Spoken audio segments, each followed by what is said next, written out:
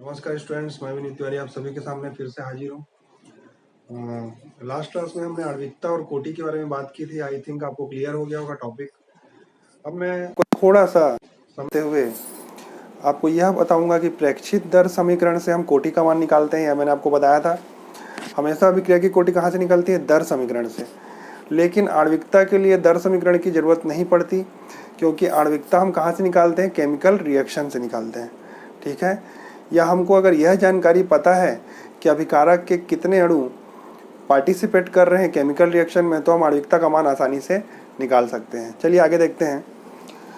आज की क्लास में मैं आपको यह बताऊंगा कि लॉ ऑफ मास एक्शन, जिसे हम रासायनिक द्रव्यानुपाती नियम कहते हैं, और दर समीकरण, प्रेक्षित दर समीकरण में क्या भिन्नता है। मैं कुछ एग्जाम्पल के थ्रू आपको बताऊंगा कि लॉ ऑफ मास एक्शन एक सैद्धांतिक बात है।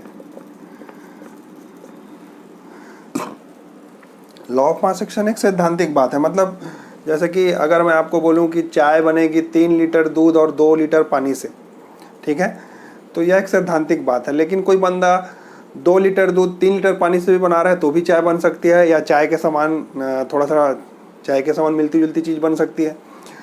तो जो लॉ ऑफ मास एक्शन है वो बोलता है कि हाँ भैया, इतने अणु आएंगे, इतनी पावर लगेगी। हाँ, ये तो बात हो गई सैद्धांतिक की, प्रवचन वाली बात हो गई। लेकिन एक्चुअल में क्या होता है? केमिकल रिएक्शन में सांद्रण, कई बार ऐसा होता है कि हमको जो दिखता है वो एक्चुअल में फैक्टर होता नहीं है। तो इन सब चीज़ों के बारे में जब हम बात करते हैं तो दर समीकरण में एक्चुअल की बात होती है। जैसे अब मैं आपको बोलूँ थ्योरी और प्रैक्टिकल, या मैं आपको बोलूँ आइडियोलॉजी और प्रैक्टिकल बात। जैसे मैं बोलूँ कि ईमानदारी 100% ज़रूरी है, लेकिन हमारे पर्सनल व्यक्तिगत जीवन में क्या हम 100% ईमानदार हैं? नहीं। बोलते सबको ईमानदार अपने आप को, लेकिन क्या 100% ईमानदार है? नहीं। तो उसी तरीके से लॉ ऑफ मास एक्शन बताता है कि हाँ, दर समीकरण ऐसा होना चाहिए, लेकिन दर समीकरण हमेशा ऐसा नहीं होता। तो प्रेक्षित दर समीकरण की जब हम बात करेंगे तो यह एक रासायनिक समीकरण की कोटि निकालने के लिए यूज होता है। और यह कैसी बात है? एक प्रायोगिक बात है। कैसी बात है?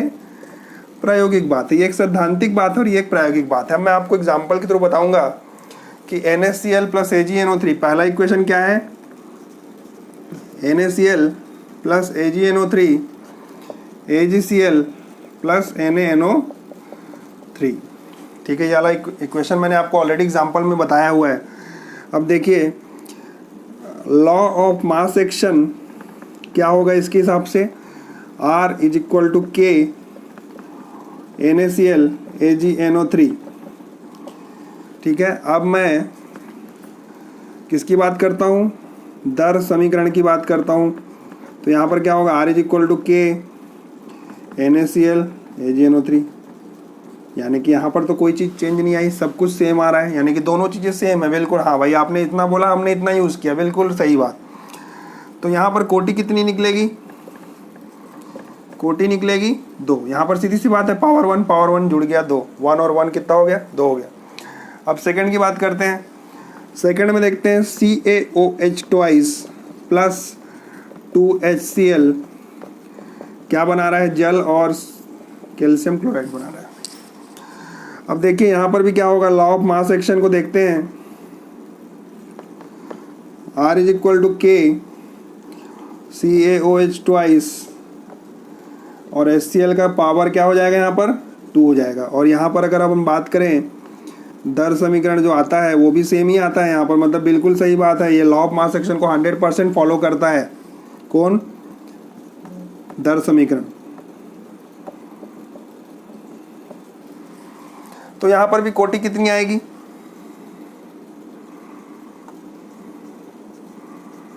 कोटि आ जाएगी 3। कैसे आई 3? 1 और 2, पावर को जोड़ दीजिए, घातों को जोड़ दीजिए।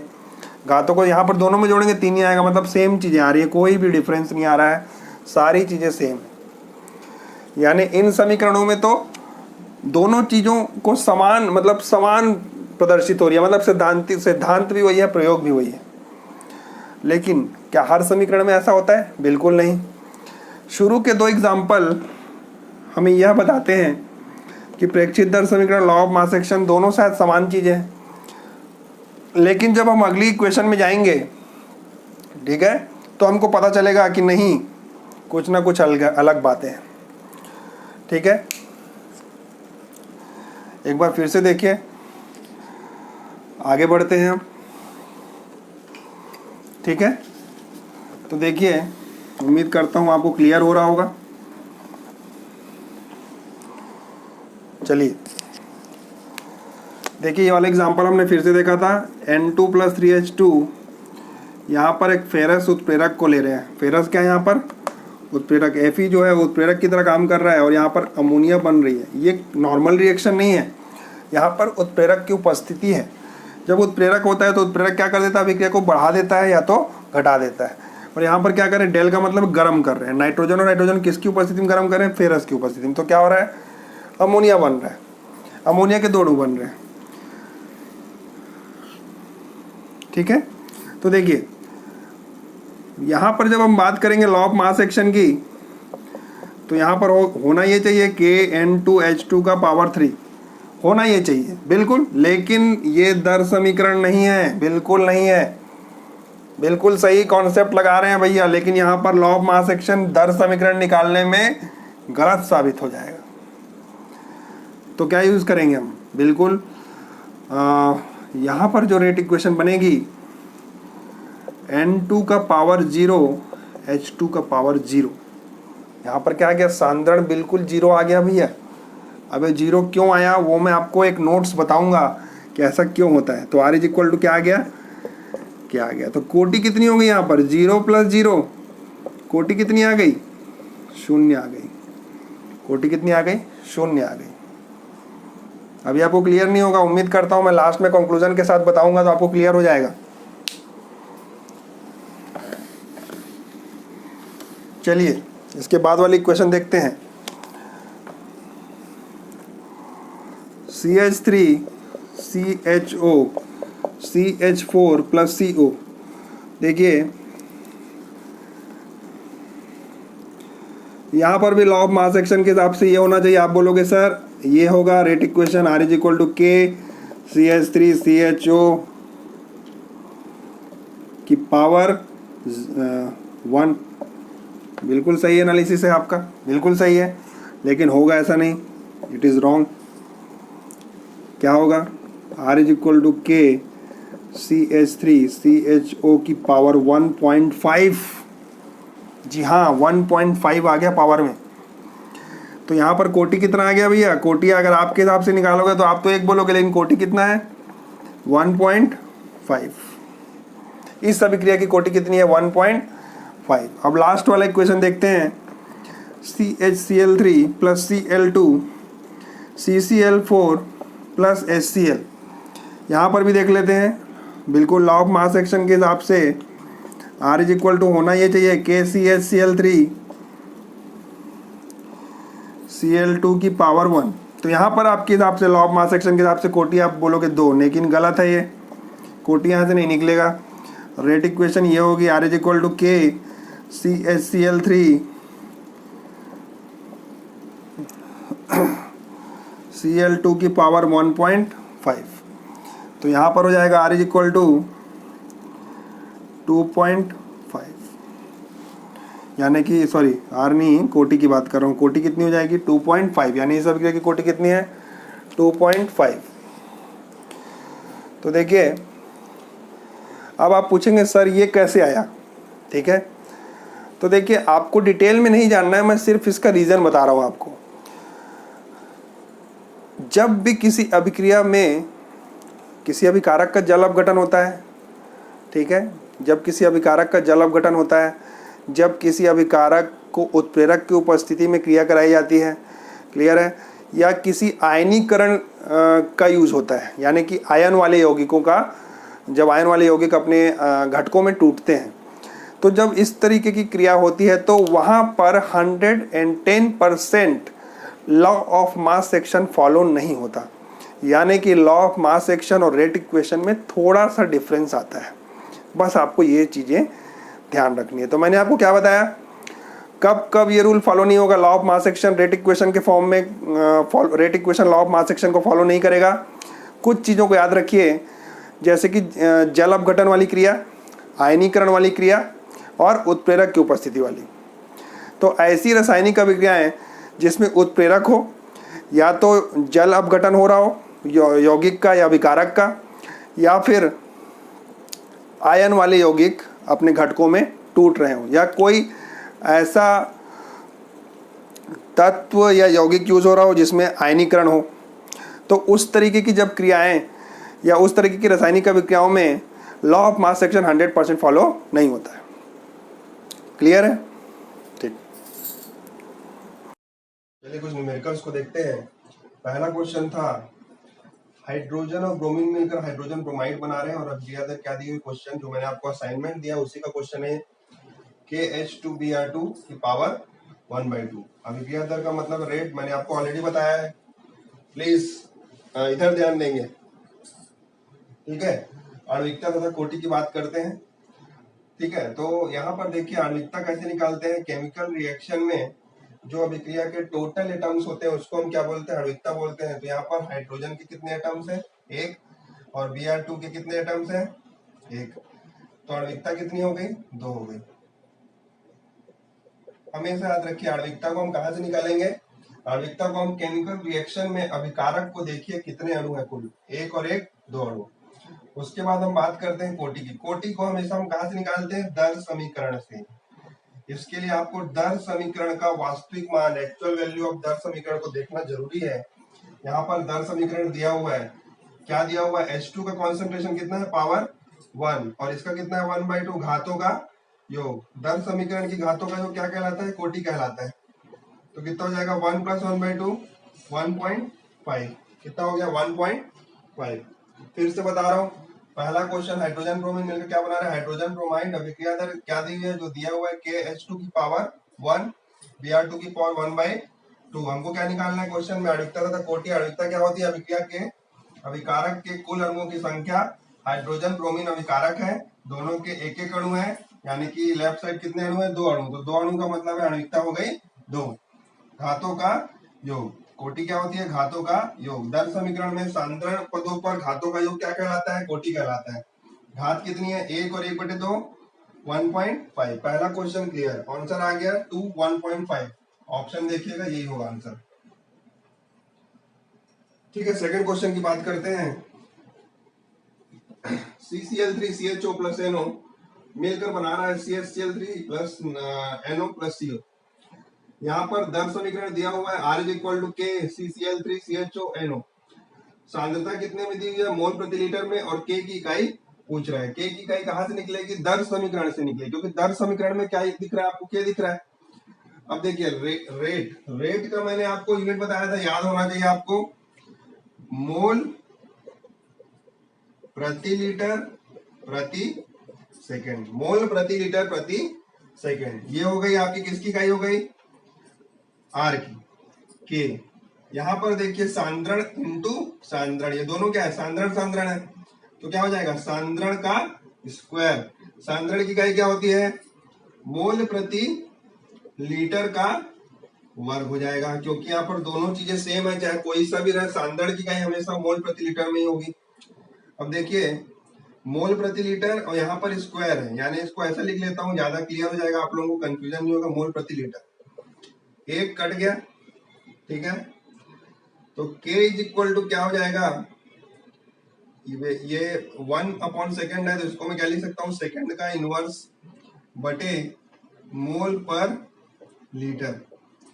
ठीक है, तो क्या हो जाएगा, देखिए मोल ऊपर गया, मोल ऊपर गया तो क्या हो गया, मोल इनवर्स पर लीटर है, पर लीटर ये क्या है 1/लीटर, ये ऊपर जाएगा क्या हो जाएगा, लीटर हो जाएगा, और सेकंड का इनवर्स। ऑप्शन देखिएगा, इट इज आपका आंसर।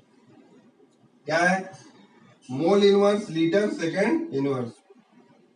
लीटर देखिए मैंने आपको पहला क्लास जो था उसमें यूनिट बताया था, उसमें मैंने आपको बताया था कि आर की इकाई क्या होती है, आर की इकाई क्या होती है, mole litre inverse second inverse, सही होती है ना। आर की इकाई क्या होती है, mole litre inverse second inverse. मैंने आपको ये बताया था, ये मोल और लीटर में पावर एक्सचेंज हो जाती है, तो mole inverse litre second inverse, ये किसकी इकाई हो गई? के की, और ये किसकी इकाई है? आर की। ये चीज आपको मैंने फर्स्ट क्लास में बताई थी, तो ये एकदम सिंपल क्वेश्चन है, आप बिना सॉल्व किए इस क्वेश्चन का आंसर दे सकते हैं, क्योंकि हमेशा के की इकाई क्या आएगी? मोल में -1 आएगा, लीटर में +1 आएगा, सेकंड में -1 आएगा। आई थिंक पहला और दूसरा क्वेश्चन आप सभी को क्लियर हो गया होगा। ठीक है, यहां तक क्लियर है आप सभी को? एक बार देख लीजिए। ठीक है, तो अब आगे बढ़ते हैं, थर्ड क्वेश्चन की तरफ चलते हैं हम। थर्ड क्वेश्चन भी कुछ नहीं है दोस्तों, बहुत इजी क्वेश्चन है थर्ड क्वेश्चन। थर्ड क्वेश्चन में दिया हुआ है 2a + b, ये एक इक्वेशन की बात कर रहा है। 2a + b यानी कि a का 2 अणु b का 1 अणु क्या बना रहे हैं? उत्पाद बना रहे हैं। क्वेश्चन में क्या बोल रहा है? a की सक्रिय संहति, सक्रिय संहति का मतलब है पार्टिसिपेटिंग कॉन्सेंट्रेशन, मतलब जितनी सांद्रता उसकी भाग ले रही है उसको हम सक्रिय संहति बोल सकते हैं। तो a की सक्रिय संहति को क्या रखना है? कांस्टेंट, और b की सक्रिय संहति को क्या करना है? दोगुनी कर देना है। ठीक है, तो रेट इक्वेशन लिखते हैं सबसे पहले। R = होगा क्या? K a का स्क्वायर इंटू बी, ये हमारी वास्तविक सांद्रता है, अभी हमने कुछ भी चेंज नहीं किया है, जैसा बोल रहा है according to this equation. According to this equation हमारी दर समीकरण ये आ रही है। अब मैं क्या बोलता हूँ? अकॉर्डिंग टू द क्वेश्चन, इसको मैं ले लेता हूँ R1 शुरुआती को। ये क्या आपकी शुरुआती दर है, क्या आप बोल सकते हैं पूर्व दर है। अब मैं क्या करता हूँ? A को कांस्टेंट रहने देता हूँ, सॉरी उल्टा लिखा हूं मैं। बी की सक्रिय संहति स्थिर है, ए की दुगनी है। ए की बी का कॉन्सेंट्रेशन कांस्टेंट रख देता हूँ, ए का दुगना कर देता हूँ, तो क्या हो जाएगा? के का ए का क्या हो रहा है? दुगना, तो ए की जगह क्या लिखेंगे हम? ट्वाइस ए, और बी की जगह बी, क्योंकि बी में कोई चेंज नहीं हो रहा है, तो बी को सेम इट इज बी रखना है। अब क्या हो गया? अब इसको हम R2 ले लेते हैं, क्योंकि हम चेंज करके अब दर निकाले, नई दर है ये। क्या हो गई? अब नई दर हो गई, पहले वाली दर से अब चेंज हो रहा है। तो क्या हो जाएगा? के 2 का स्क्वायर क्या हो जाएगा? 4 a का स्क्वायर b, 4 को इधर लिख लीजिए, के a का स्क्वायर इंटू बी। अब ये किसकी वैल्यू है? ये R1 की वैल्यू है, दिख रहा है आपको? तो हम यहाँ पर लिख लेते हैं R1। अब ये किसका मान है? R2 का मान है, मतलब पहले वाली जो दर थी उसका चौगुना बन गई अब R2, यानी कि नई वाली जो दर है क्या हो रही है? पहले वाली दर की दुगनी चौगुनी होती जा रही है। तो क्वेश्चन में ये पूछ रहा है कि 2a + b उत्पाद अगर है तो b की सक्रिय संहति स्थिर कर देते, a की दुगनी कर देते, तो अभिक्रिया दर में क्या प्रभाव पड़ेगा? तो अभिक्रिया दर क्या हो जाएगी? चौगुनी हो जाएगी। क्या हो जाएगी? 4 गुनी हो जाएगी। आंसर 4 गुनी हो जाएगी। सिंपल क्वेश्चन है, एकदम सिंपल। फिर से मैं आपको बता दे रहा हूँ, एकदम है। रेट इक्वेशन लिखिए, शुरुआती रेट इक्वेशन को R1 ले लीजिए, चेंज करने के बाद R2 हो जाएगा। R2 और R1 में रिलेशन पूछ रहा है, R2 R1 का क्या है? तो R2 R1 का 4 गुना है। क्लियर है सभी को? फोर्थ क्वेश्चन की ओर चलते हैं। फोर्थ क्वेश्चन की ओर चलते हैं अपन। इसी टाइप का एक और क्वेश्चन है, 2a + b A2B, ये भी एक रिएक्शन है जहां पर A के 2 अणु और B के 1 अणु पार्टिसिपेट कर रहे हैं और एक नया यौगिक बन रहा है A2B। ठीक है, अभिक्रिया दर क्या बोल रहा है क्वेश्चन में? A का सांद्रण दोगुना कर देंगे और B का सांद्रण क्या कर देंगे? हाफ कर देंगे। सबसे पहले इस केमिकल रिएक्शन के हिसाब से, R क्या हो जाएगा? R = K A का स्क्वायर B। अब इसके हिसाब से ये जो तुम बोल रहे हैं, A को दुगना कर दो और इसको R1 ले लेते हैं, इसको R2, A को दुगना कर दो और B को हाफ कर दो, तो 2a का स्क्वायर, B की जगह B/2, K 4/2, 4/2 कितना हो जाएगा? 2 एकम 2, 2 दूनी 4, कितना आ गया? 2K A² B। तो क्या आ गया? ये किसकी वैल्यू है? R1 की। तो बाद वाली अभिक्रिया दर, बाद वाली दर क्या हो जा रही है? पहले की दोगुनी हो जा रही है। सिंपल क्वेश्चन है एकदम। बिना सॉल्व के भी आप बना सकते हो इस टाइप के क्वेश्चंस। बाद वाली दर क्या हो जा रही है, पहले वाली दर की दुगनी हो जा रही है। क्लियर है सभी को? फिर से बता रहा हूँ, एक इक्वेशन दिया हुआ है, कुछ नहीं करना है, पहले वाली दर कितनी हो गई, इस इक्वेशन को देख के आप रेट इक्वेशन ये लिखोगे। जब बोला चेंज करने, तो चेंज करोगे तो नया रेट कितना हो जाएगा, ये हो जाएगा। नया रेट और पुराने रेट में क्या रिलेशन है, दुगना है, पहले वाली रेट का दुगना। ठीक है, फोर्थ क्वेश्चन तक क्लियर हुआ सभी को? अब आगे बढ़ते हैं, फिफ्थ क्वेश्चन की ओर चलते हैं।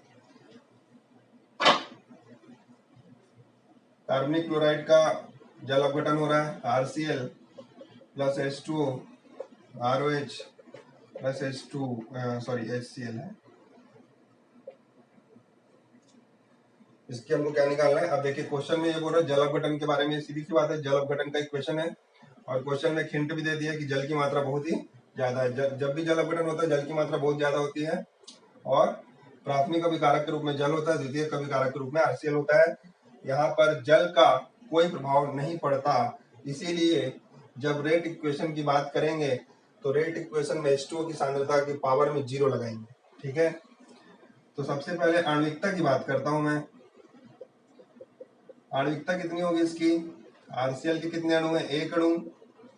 H2O का कितना अणु है? 1 अणु। तो कितने हो गए? 2 अणु। तो आणविकता कितनी आ गई? 2। आणविकता कितनी आ गई? 2 आ गई। अब कोटि की बात करते हैं। कोटि के लिए हमेशा याद रखिए रेट इक्वेशन आपको लिखना पड़ेगा और रेट इक्वेशन क्या हो जाएगा? R is equal to K RCl और H2O का पावर। अब यहाँ पर हमको पावर लिखनी है। RCl की पावर कितनी है? 1 है। H2O की पावर 1 होनी चाहिए, लेकिन वास्तव में H2O की पावर 0 होगी, क्योंकि जल अपघटन जब भी होगा तो H2O का पावर कितना होगा?